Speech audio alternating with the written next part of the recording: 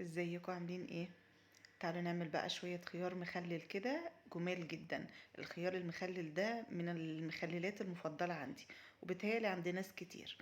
هنعمله بطريقة جميلة ومبسطة وهيعيش معاكي كتير، وخصوصا اليومين دول اللي عايز يعمل خيار حلو او ياكل خيار حلو يعمله بتاع اليومين دول، لانه اللي موجود البلدي مش بتاع الصوب.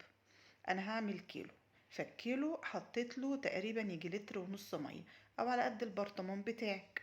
هحط عليهم 4 معالق ملح، كمان هحط معلقه هريسه شطه.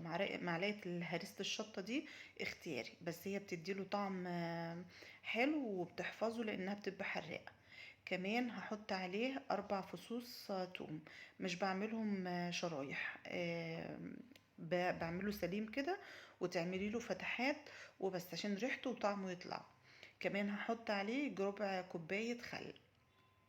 الخل بيسرع عملية التخليل لو انت مستعجلة عليه عشان تاكليه. كمان نص معلقة سكر صغيرة كده، بتحافظ عليه تنيه ناشف ومقرمش، ما ينهريش بسرعة. وعموما مخللات الشتاء بتعيش، مش زي بتاعة الصيف. هقلبهم بقى في قلب بعض كده. يبقى انا حطيت توم وملح وسكر وهريسة شطة. كمان لو عندك موجود كرفس تقدري تحطي عود، بيخلي طعمه برضو يعني تحفة.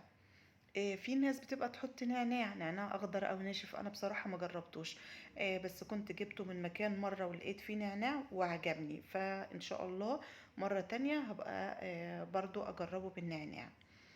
البرطمان خد الكيلو بالظبط اهوت، وبرطمان صغنون تقدري انت تعملي اي كمية تعجبك. حطيت بقى المية اهيت جت بالظبط، يعني كان فاضل بس في البولة تقريبا يجي مج مية. هعبيه بقى كده، وخدي بالك يا تبقي عامله ميه مفلتره، يا اما تكوني غلياها وسايباها تبرد وتحطيها. ده لو انت عايزاه يستوي على مهله في خلال 3 4 ايام. لو انت مستعجله عليه تقدري تحطي عليه ميه مغليه، مفيش اي مشكله، تاني يوم الصبح هتكوني بتاكلي منه. لكن انا ده عاملاه ياخد راحته عشان يعيش معايا شويه. كلته تقريبا تالت يوم رابع يوم وكان زي الفل.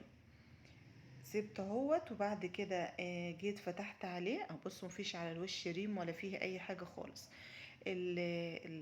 بيقرمش كده وناشف. وهقول لكم على حاجه كمان، تقدروا تبيتوه ليله على الرخامه، تغسليه وتسيبيه على الرخامه كده على صينيه، وبعدين تبقي تخلليه.